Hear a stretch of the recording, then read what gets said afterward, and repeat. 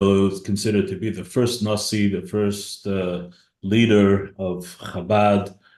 Then the second Rebbe was the Mittler Rebbe, his son, and the third was the Tzemach Tzedek, who was a grandson of the Alter Rebbe from a daughter.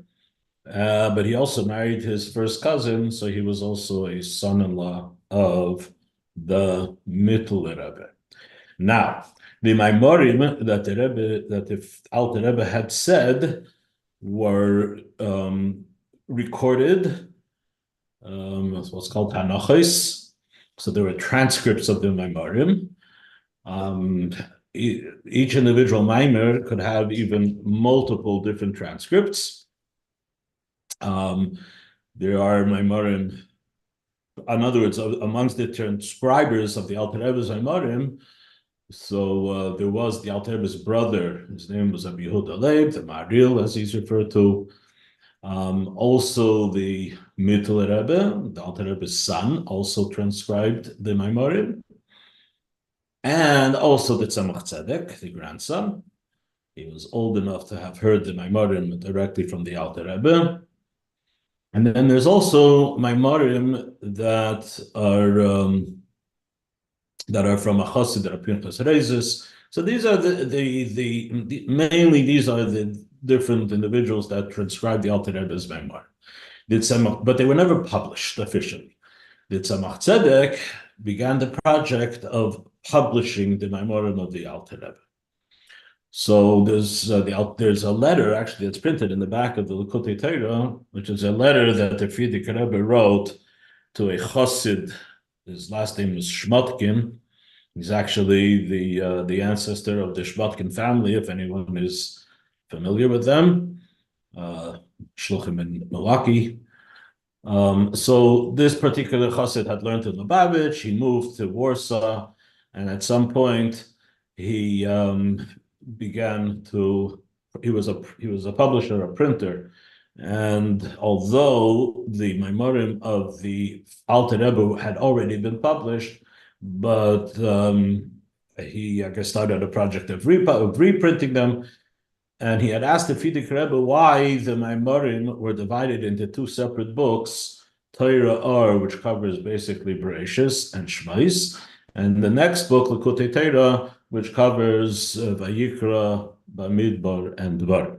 So that's not exact, because what's interestingly, last week, Parshas Vayakhel was the last series of Maimorim in the first book of Torah Or, but there's still one more parsha to Shmais, and that is Pekudei, which is this week. So Pekudei. So actually, the Likutei Torah, we generally think of the Likutei Torah as beginning with the Maimorim of Chumash, Vayikra, etc. But the truth is that it actually begins already with Parshas Pekudei. Mm-hmm. And not only that, there are a few Maimorim even before Parshas Pekudei from Parshas B'Shalach, which are a few weeks before. So apparently, those are Maimorim that had not, for some reason, they were not included in Torah. So this will all become understood. Based on what the Frierdiker Rebbe responded to this Rav Shmotkin, he explained that what had happened is that after they started the process of printing the Maimorim, so there was an issue with the government, and the government decided to take full control of all of the Jewish printing houses. And the particular printing house that was printing these Maimorim was closed down. And they only left a couple of printing houses open that they could, apparently it was so that they could control what is being published and what is being made public. So yeah, this was the situation with the Tsar and so on. Real censorship. There was actual censorship, yes. So the Frierdiker Rebbe explains that when they finished the Chumash, the Maimorim of Bereshis and Shmais, that's when the publishing house was closed down. Then, at some point later, when this was done already by a different publishing house that was permitted to stay open, they continued, but they changed the name.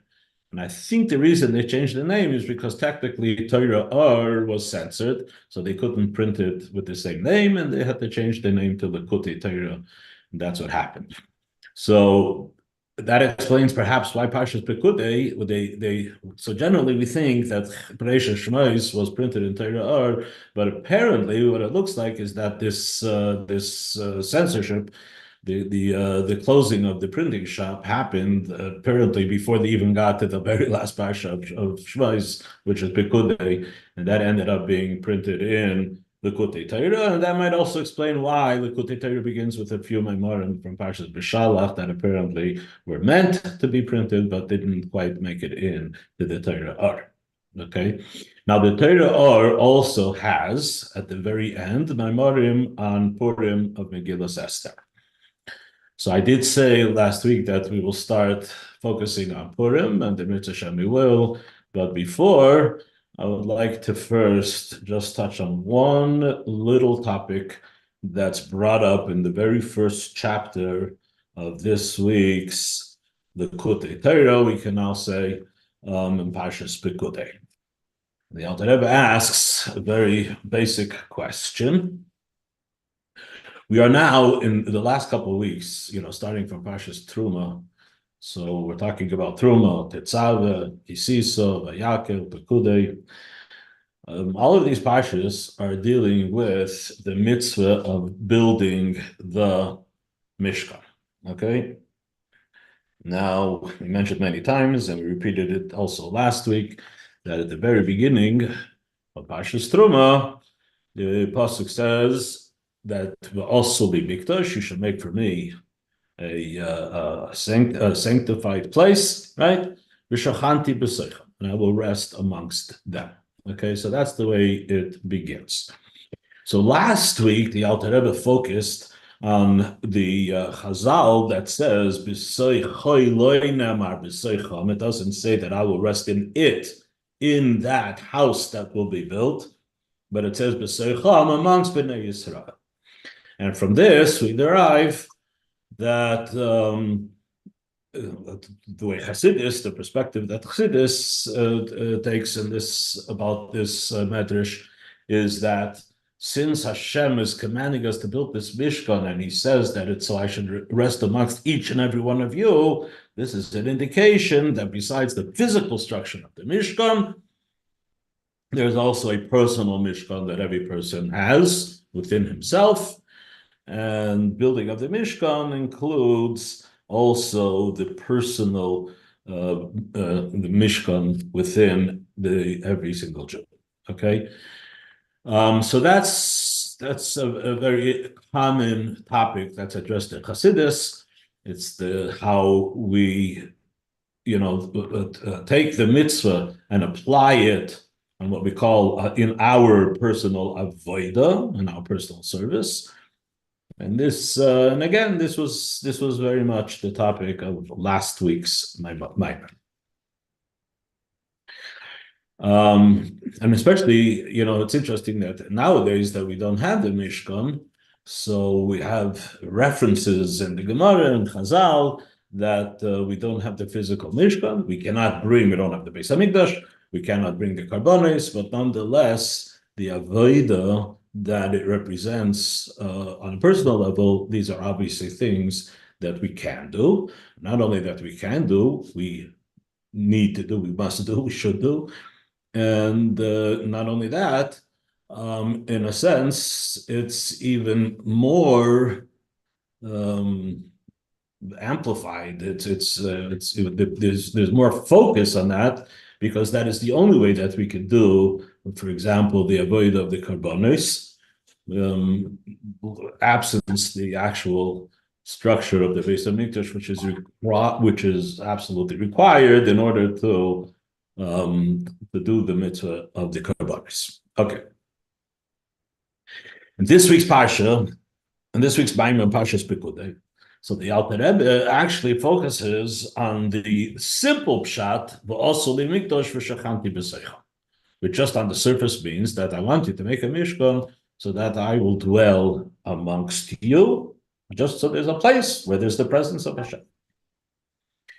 And the Alter Rebbe asks a very basic fundamental question. First of all, why? Like, what's behind this mitzvah, this request from Hashem?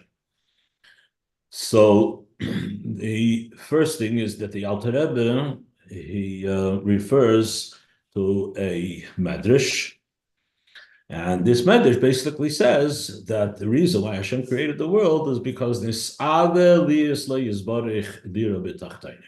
Hashem desired to have a dwelling place in this world. Okay, now again, that doesn't really tell us why. But it says what's behind the mitzvah, some background to this tzivui of this also limikdash. Because Hashem wants to have a presence amongst you, wants to have a presence in this world. Now, this is interestingly, there are other sources, there are other places that that offer some explanation as to why Hashem even created this world, etc., etc.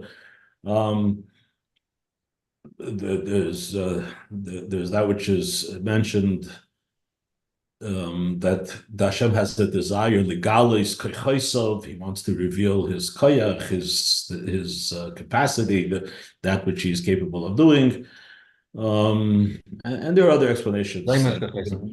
But the bottom line is that the Alter Rebbe elsewhere, the Alter Rebbe says he doesn't reject those other things, but he concludes they cannot be the main reason, and because there are different questions that arise.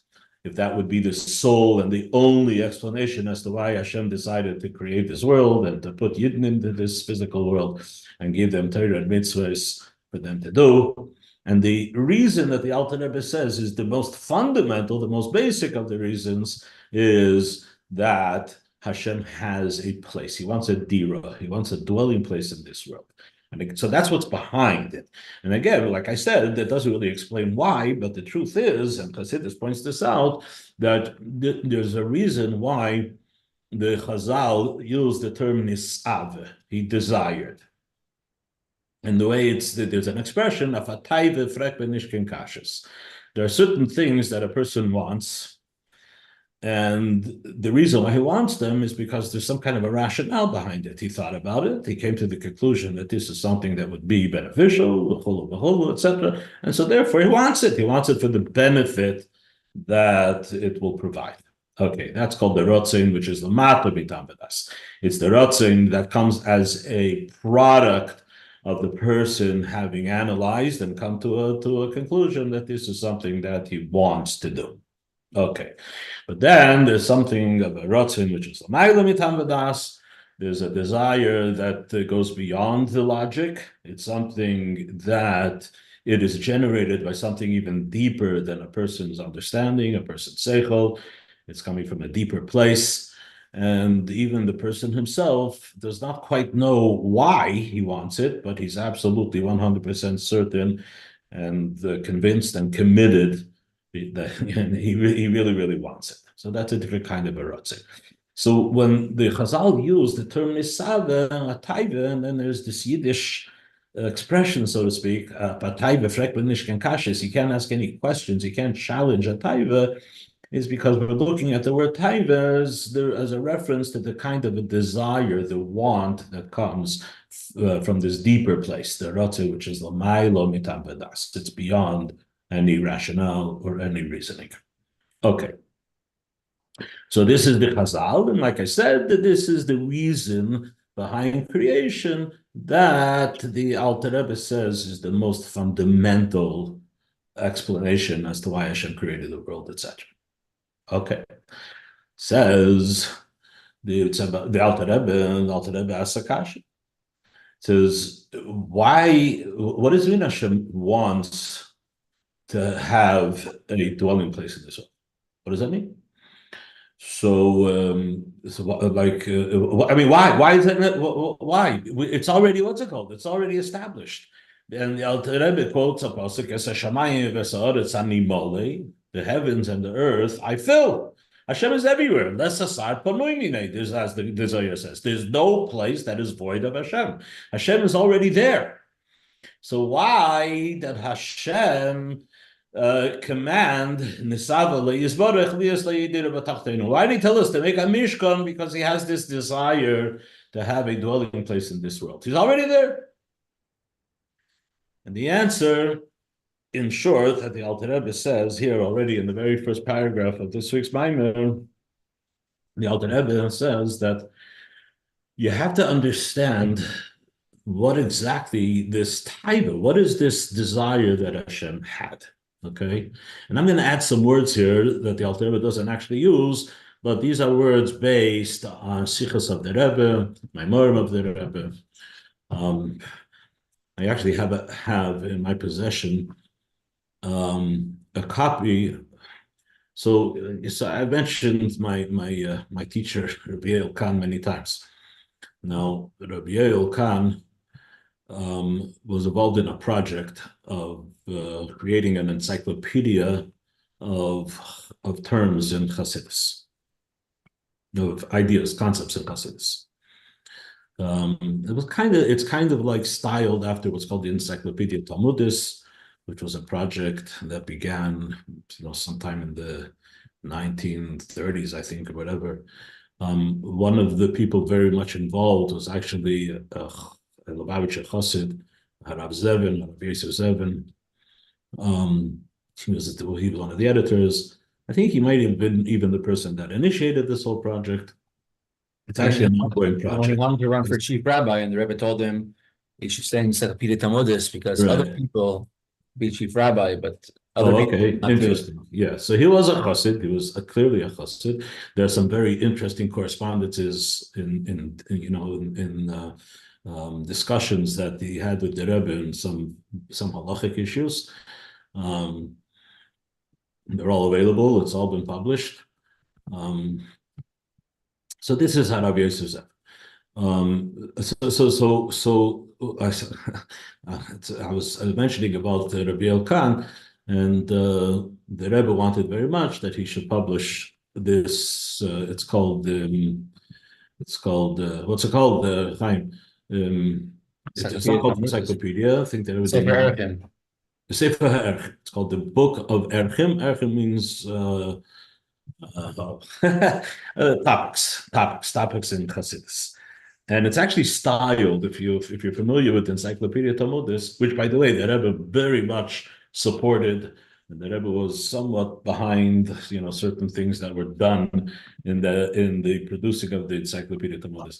But in any case, this Sefer HaErchim, is styled very much, like that, like the Talmudic Encyclopedia. But in any case, when they printed the first volume, so Rabbi Yel prepared what's called a preface, a Hakdama. Okay, the Hakdama actually never made it into the actual printing, but I happen to have a copy of it, of what he wrote, and there he addresses this whole topic, what the Alter Rebbe is speaking about in this Maimer. If Hashem is there anyway, right? So why, like we said, I mean, Hashem of course is everywhere. So why the desire to have a dira leYisbarech b'tachteinim? What do you mean have a dwelling place? You're already here, right? What does that mean? And in this essay that he intended to be used as the Hakdama, the preface to the book, it's based on a Sikha and a Maimer from the Rebbe, and the Rebbe takes apart the whole concept of this desire to have a dira b'tachteinim, which answers basically what the Alter Rebbe says here very much in short. Okay, so what the Alter Rebbe says is that part of this desire is not simply to be present, but that he should be begoli, who should be seen and recognized and known in this world. Okay? Changes everything. It's not about Hashem being here because Hashem is here. It's about us recognizing that Hashem is here, and not just knowing it in some kind of an abstract way, but literally it should be begoli, it should be revealed. Hashem's presence should be manifested on a level where it's not only recognized by us, but it's recognized by a Yid, for example, which is something that he acquires, I guess, through his attaching himself to Hashem through Torah and mitzvahs, but it should be something that actually the world should recognize. And in the beer of the Rebbe says this is the meaning of Tachtoinim. He wanted that his dira should be in the lowest possible place. Okay. Now, the fact that Hashem is in everywhere, not just in the heavens and in the holy spheres or whatever, but he's actually everywhere, is a basic fundamental idea of Ein Od Milvado. There's nothing but Hashem, and also, and the quote that I said before, Leis Asar Paroi Minei, there's no place that is void of Hashem. Okay, but if that is merely attributed to the fact that Hashem, however you're going to describe Hashem, but one of the things that you're going to conclude, if Hashem is indeed Ein Od Milvado, if Hashem is the Ein Sof, he is infinite, etc., you cannot put any limitation on the infinite by saying that there are certain places that are void of him. Okay. And this is something that everybody agrees. I mean, I can go off on a full tangent over here and discuss the debate about tzimtzum, whether tzimtzum is kipshute, tzimtzum is lav kipshute. Basically, it means that when Hashem, this infinite light, in order to create a physical world, that the physical world itself could be a state of existence that doesn't even recognize Hashem, or chas v'sholom even deny the existence of Hashem.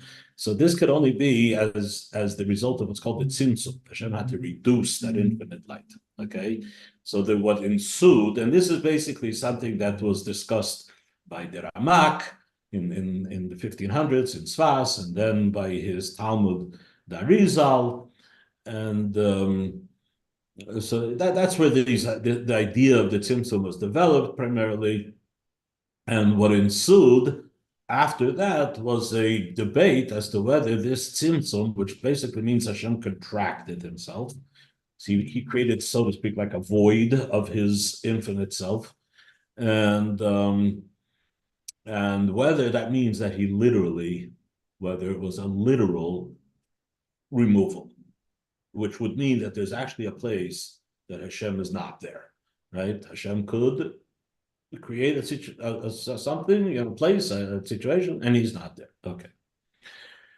But the common denominator of all the different shittas, and this is something that the Rebbe writes about, and it's been, there's much been written on this topic. The bottom line is that when you speak about the essence of Hashem, nobody could even suggest that the essence of Hashem is not there. So when we say "Les asar paroi minei," that there's no place void of Hashem, if we're talking about the essence of Hashem, there's no disagreement about that. Okay, there are people who are aware of the debate that took place, but they're not quite aware of this idea that we're not dealing with the essence. Okay. And they mistakenly think that, according to the opinion that says that the tzimtzum was kipshute, that it means literally, right? It means that the essence of Hashem somehow is removed. This, the Alter Rebbe clearly in Tanya says, cannot even be something to be considered, okay? The issue is this infinite light. So it's a little different than when we're talking about the essence. So the infinite light that emanates from Hashem, and it's infinite, and it's the absolute infinite, by the way, right? But because it's an actual reflection of the essence of Hashem, and it's a full reflection. But it's still, we're not talking about the essence. Okay, so that just, we'll put that aside. That's not even under consideration. So, but Hashem did create a world that, at least from some perspective, there is a void of his existence, right? There is this thing called the tzimtzum. So again, like I said, I don't want to get too much into the debate, but the bottom line is that there's some kind of a phenomenon of Hashem removing himself. Okay, so says the Alter Rebbe, when we say Adir b'Tachtonim, what we're saying is that since Hashem created a situation where there seems to be a void of his presence, okay? Not in essence, but there's a void of his presence. Otherwise, how would it even be possible for there to be this denial of his existence? It could, it happens. How could it be? So there is this kind of a tzimtzum, and the tzimtzum is basically that he's there, but he is not present in the sense that that you could see that he's there. Okay? And this is the Alter Rebbe is the Shamayim is a reference to the fact that he's there. However, it doesn't necessarily mean that he's openly there. He's not openly there. And that is the point of this mikdash. This mikdash is basically the mitzvah where Hashem tells us that through this mitzvah, you will not only make me present in this world, you'll make me obviously present in this world, openly, right? Bigolui, as it says, it'll be revealed that Hashem is there. Okay. Now back to what the Rebbe says. He says so having a deer. I mean the words actually that the Rebbe used in the Sichel, the Rebbe said it's not just having a dwelling place, but he used that Yiddish term, it should be an illuminated dwelling place, okay? And because that like try to imagine, you have a house, but it's dark. Or nobody knows you're there. But that's not what a dira means. A dira means you're there, you're fully there, you're completely there, right? It can't be hidden. And then on top of that, it has to be something that's all inclusive. There's no place that you don't see that. And that's the term tachtoinim. He's there, he wants to be there, he wants to be openly there, not hiding there somehow. He wants to be openly there, but he wants to be there completely everywhere, right? And he doesn't want to be there because he's able to be there. He wants it to be b'tachtoinim, meaning that the tachtoinim agree that he's there. The tachtoinim means that the realities that we live in this world, even some of the very harsh realities, right? In the very harsh realities where it's very easy to kind of lose your faith in betachim, and somehow feel like Hashem is completely void, right? We don't have to go too much into the description of that, but we all know that there's, this exists, this happens. So that just being there, right, is not enough. It has to be where the tachtoinim on their own are able to actually recognize that he is truly there, and not only that he's truly there, he can be seen and recognized. Okay, there's a song. I think it's from Reb Nachman from Breslov. It's based on something that he said that I feel in the worst of the halamis, the worst of the hester, and the deepest places, the darkest places. Hashem is certainly there.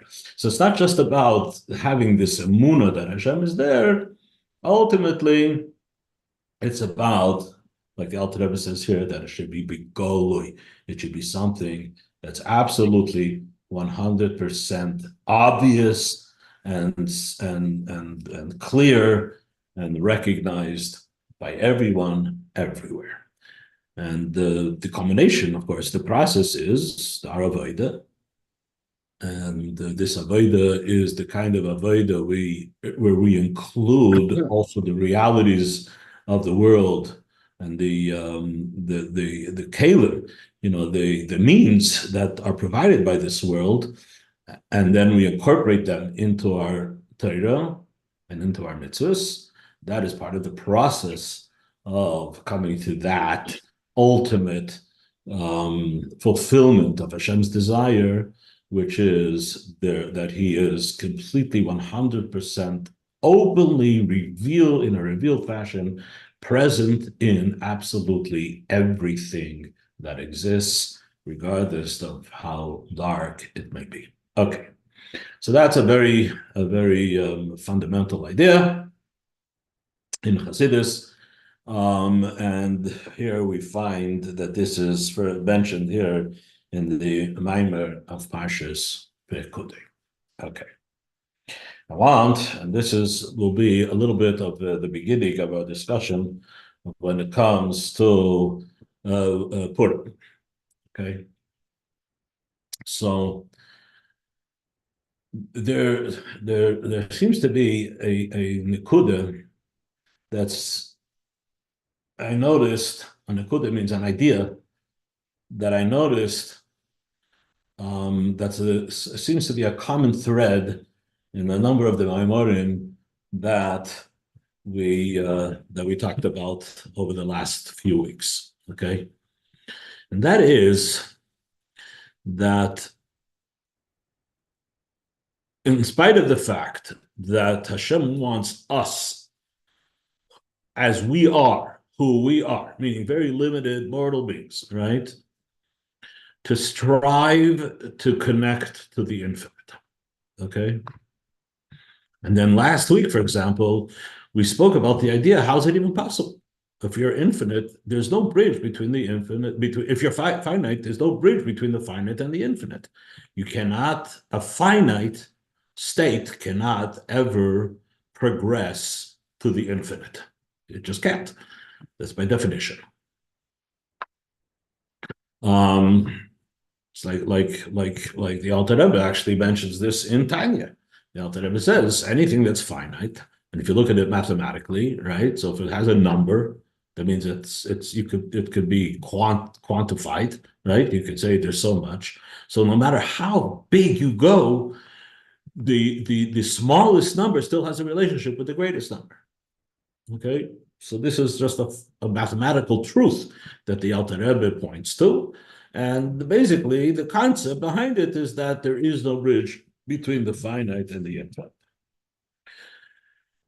So how does a Yid even begin the Avodah? So I want to mention. I read yesterday.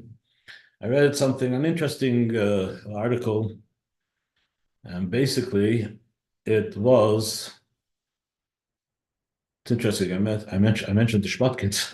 Right? So the article was, I got yesterday in the mail. I got one of their pamphlets that they send out, whatever, before Purim, before Pesach, and I read in there an article.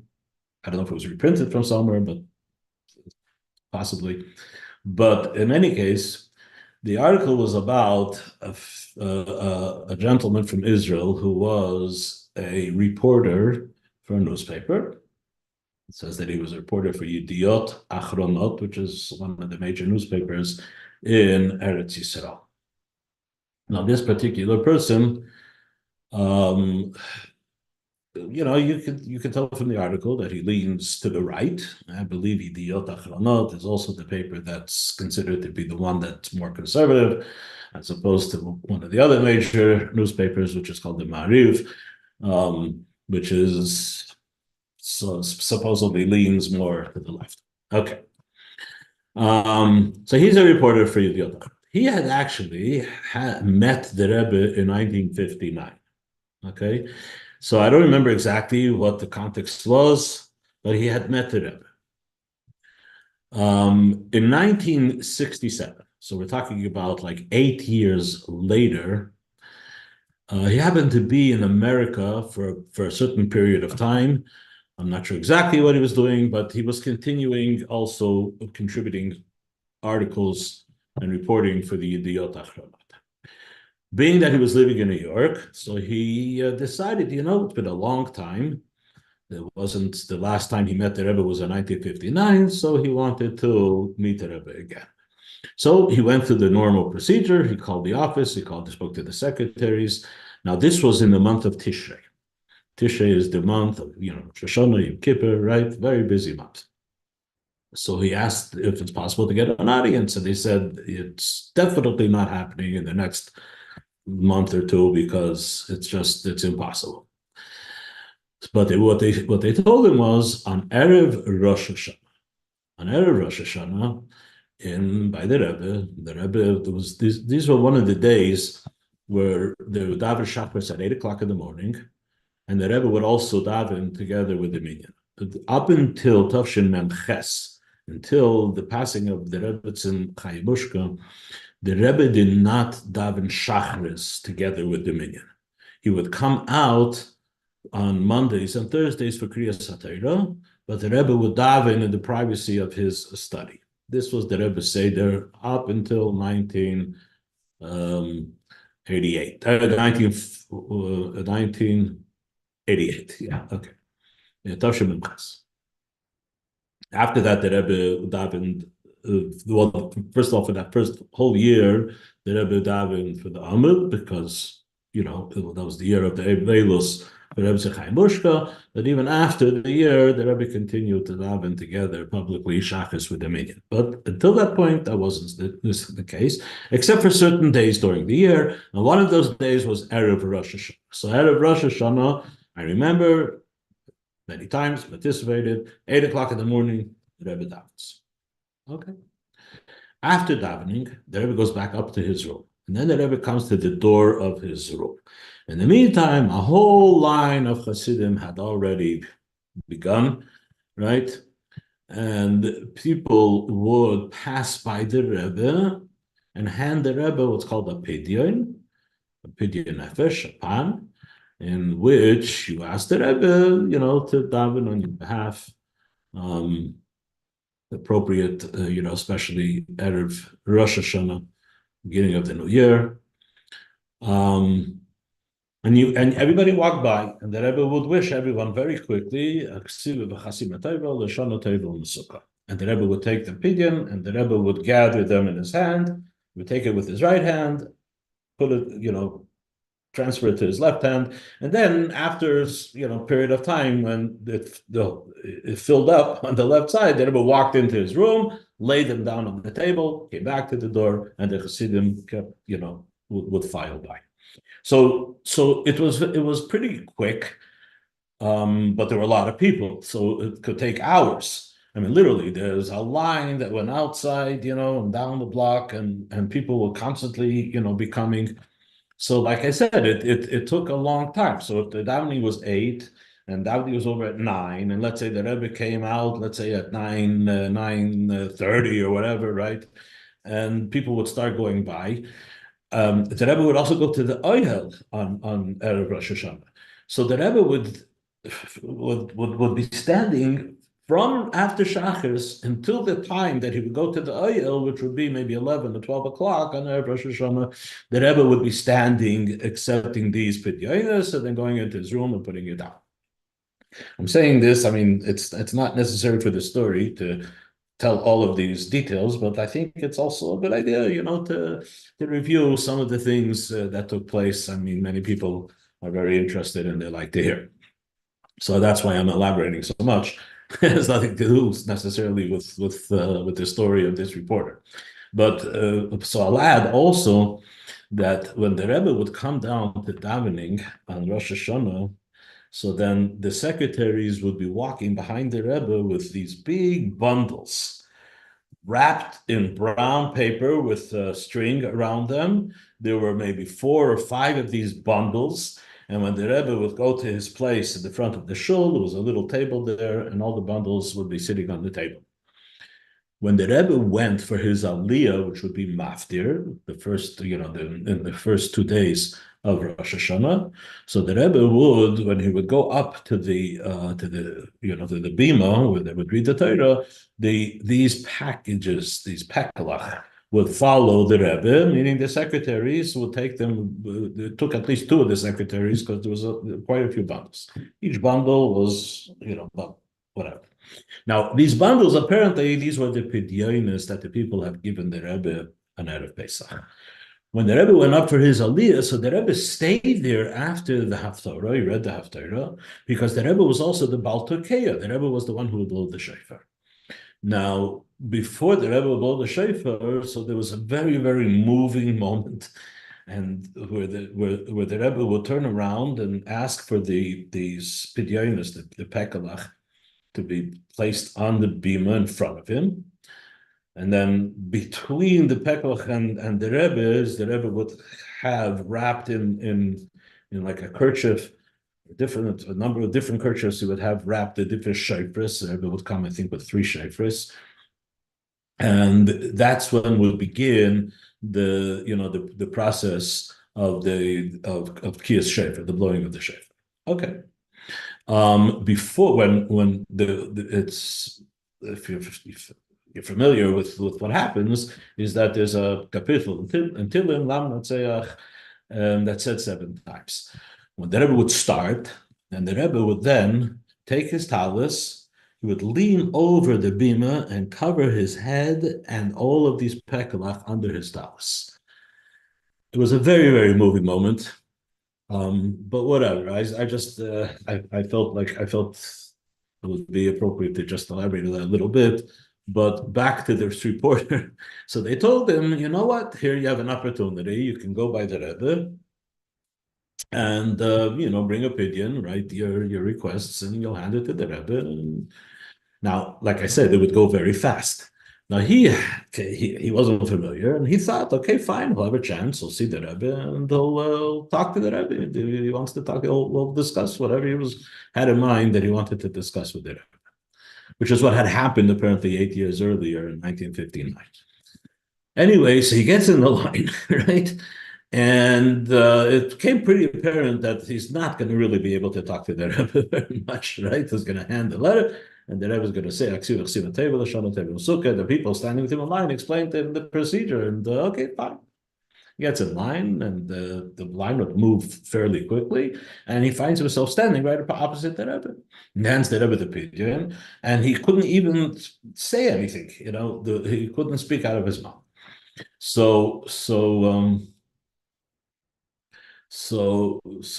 he's about to. So he's like kind of being moved, away. And in the meantime, another 2 or 3 people already passed the Rebbe. But the Rebbe, when he handed, the Rebbe said something to him, and it took him a while for it to register.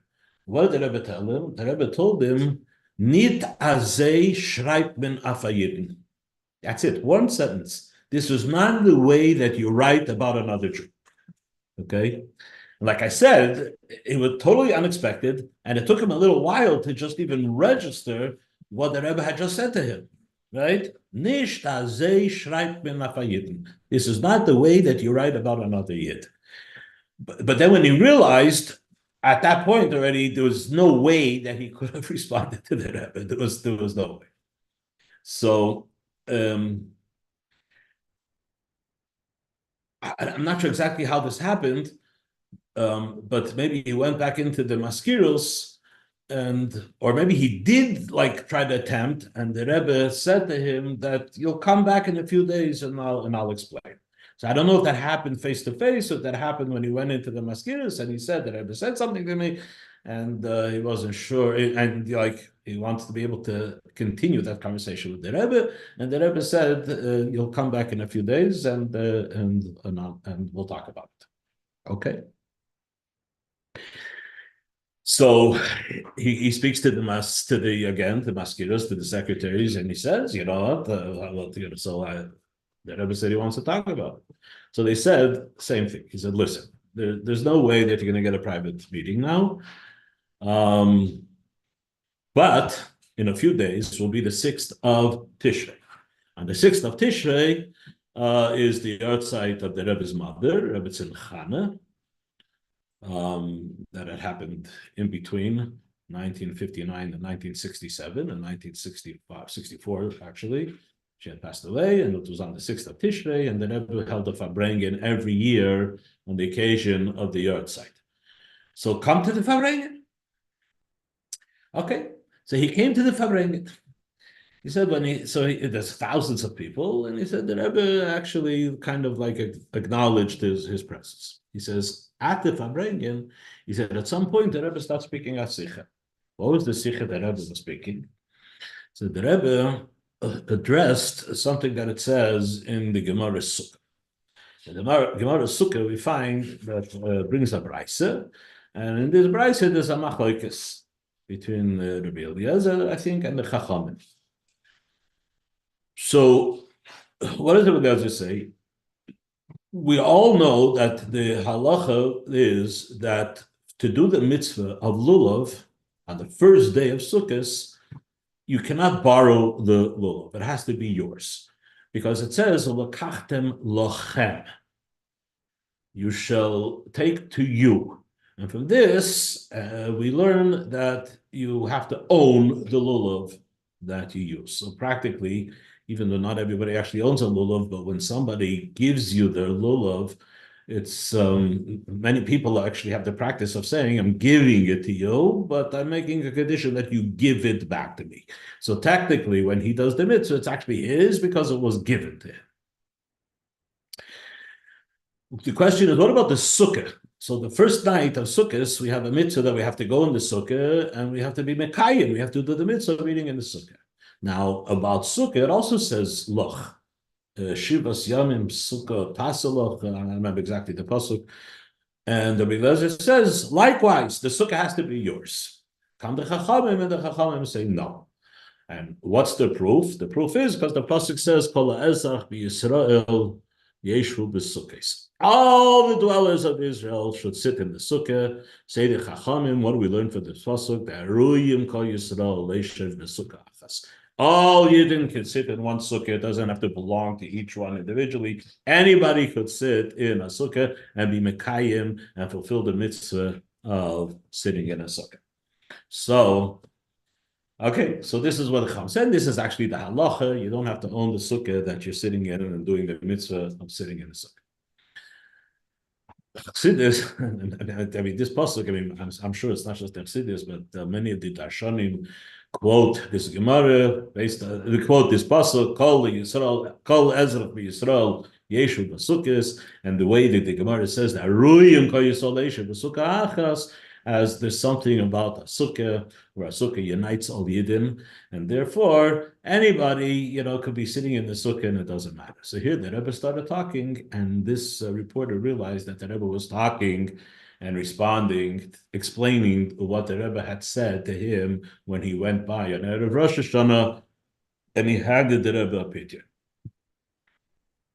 What did the Rebbe continue? The Rebbe said that sitting in a sukkah, he said you can have in the sukkah, you can have a yid that's a tzaddik gomor, right? But when the Chazal said that Ruyim Kol Yisrael, all Yidden are worthy of sitting together in the sukkah, it doesn't qualify what that yid has to be, other than the fact that he's a yid. So he says the other yid can be someone who completely rejects Yiddishkeit, he rejects everything, and yet it's ru'uyim. It's still befitting that they should sit together in one sukkah. Okay, so he realized, the Rebbe is talking directly to him. What's the pshat? The Rebbe is talking to him. He said what happened just before that. There was a member of the Knesset. His name was actually Wilner. He was a Yid, but unfortunately, he was the head of the Communist Party. Now, apparently, he had some support he had in in the Israel at the time. There were people who were communists, and he actually was in the Knesset, meaning that he had the Communist Party, and he received enough votes in order to represent, in the Knesset. So here you have what happened is that after the 6-Day War, he had said some really, really terrible things. And by the way, it's something that history seems to be repeating itself right now. And he was saying how the Arabs, whatever, he was literally, in full support. He was about as left could be, right? And supporting the Arabs, and we have the right to be here, whatever that means. I don't know. Okay, I'm not going to get it. What happened is that somebody got so mad at this Wilner that they caught him in the foyer of his house, of his home. He was coming home, and he stabbed him. So what happened was, immediately, they rushed him to the hospital, and it wasn't a serious wound, and he survived. So this reporter had written in the paper, he had written that it's too bad that the knife wasn't sharper and it wasn't longer. Okay, that's what he wrote. And like I said, this some of the things that this Wilner had written and the positions that he had taken were, it was enough to prompt somebody to want to know what's it called, to stab him with a knife. Anyway, now he understood that this is what the Rebbe was talking. This is what the Rebbe meant, right? So first of all, he was just like amazed, flabbergasted. Here he is. There are thousands of people walking by the Rebbe. He had met the Rebbe once when he was there previously in 1959. So that was 8 years prior. He had met the Rebbe. And the Rebbe, as he's walking by, and like I said, it's going very quick, the Rebbe immediately recognized him. Not only the Rebbe recognized him, the Rebbe, like in an instant, the Rebbe made a comment. What was the comment? Nicht azeh schreibt ben afayid. It's not the way you write about another yid, right? And here at the Fabrengen, the Rebbe said, I'll explain it to you in a few days, or come back in a few days, I'll explain it. I'll explain to you what I mean. And here at the Fabrengen, the Rebbe was explaining to this reporter from the Yediot Achronot exactly what it was, what he meant. He might be, on the surface, he might be terrible. But the bottom line is that he's a Yid. And being that he's a Yid, that's not something that's what's it called. That's not debatable. That's not changeable. That's not, it is, and it is what it is. Okay? I think that there was like the Rebbe also said, that in essence, they're a Yid. And even though on the surface they could, be engaged in some like really questionable, disgusting things, right? It doesn't change the fact that he's a Yid. And the Rebbe said, and this is one of the things that we could learn from the mitzvah of lulav, is that what do you do when you take the lulav? Lechem. So you take and you shake it, right? He says sometimes he said all it requires is to take the Yid and give him a shake. And when you give him a shake, then all of that stuff just kind of like falls off like dry leaves, right? And you're left with his true existence, his true essence. And again, it doesn't matter how low that particular person had unfortunately gone. So this is a reference to what's called the essence of a Yid. I started to connect this with a theme about the last couple of Maimorim that we learned, but we'll leave that maybe for next time. But the bottom line is that's all about a reference to the essence, the Pinta Yid, the Nekuda Ha'atzmis of a Yid. And Mirz Hashem, this is really what Purim is all about. It could be said that Purim is the celebration of this element, this quality that absolutely every Yid possesses. And Hashem, next week, we will elaborate on that. Okay, so I think time has run out. It is 11:30, and Hashem, next week, we will get into the Maimorim where the Alter Rebbe makes this point about the celebration of the essence, the not just the essence, but the bond that a Yid has in essence